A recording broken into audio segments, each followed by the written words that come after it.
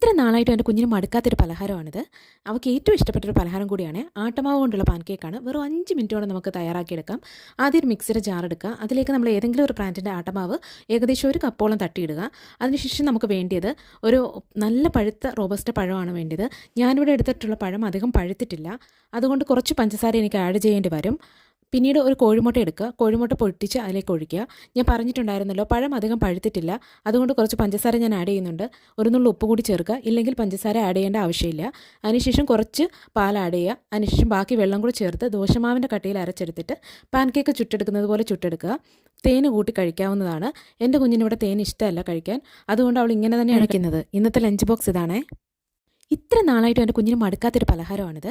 അവൾക്ക് ഏറ്റവും ഇഷ്ടപ്പെട്ടൊരു പലഹാരം കൂടിയാണ്. ആട്ടമാവ് കൊണ്ടുള്ള പാൻകേക്കാണ്. വെറും 5 മിനിറ്റോടെ നമുക്ക് തയ്യാറാക്കിയെടുക്കാം. ആദ്യം ഒരു മിക്സിയുടെ ജാർ എടുക്കുക. അതിലേക്ക് നമ്മൾ ഏതെങ്കിലും ഒരു ബ്രാൻഡിൻ്റെ ആട്ടമാവ് ഏകദേശം ഒരു കപ്പോളം തട്ടിയിടുക. അതിനുശേഷം നമുക്ക് വേണ്ടിയത് ഒരു നല്ല പഴുത്ത റോബസ്റ്റ പഴമാണ് വേണ്ടത്. ഞാനിവിടെ എടുത്തിട്ടുള്ള പഴം അധികം പഴുത്തിട്ടില്ല, അതുകൊണ്ട് കുറച്ച് പഞ്ചസാര എനിക്ക് ആഡ് ചെയ്യേണ്ടി വരും. പിന്നീട് ഒരു കോഴിമുട്ട എടുക്കുക. കോഴിമുട്ട പൊട്ടിച്ച് അതിലേക്ക് ഒഴിക്കുക. ഞാൻ പറഞ്ഞിട്ടുണ്ടായിരുന്നല്ലോ പഴം അധികം പഴുത്തിട്ടില്ല, അതുകൊണ്ട് കുറച്ച് പഞ്ചസാര ഞാൻ ആഡ് ചെയ്യുന്നുണ്ട്.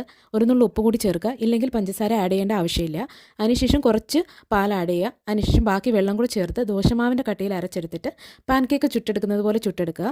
തേൻ കൂട്ടി കഴിക്കാവുന്നതാണ്. എൻ്റെ കുഞ്ഞിനിവിടെ തേൻ ഇഷ്ടമല്ല കഴിക്കാൻ, അതുകൊണ്ട് അവൾ ഇങ്ങനെ തന്നെയാണ് കഴിക്കുന്നത്. ഇന്നത്തെ ലഞ്ച് ബോക്സ് ഇതാണേ.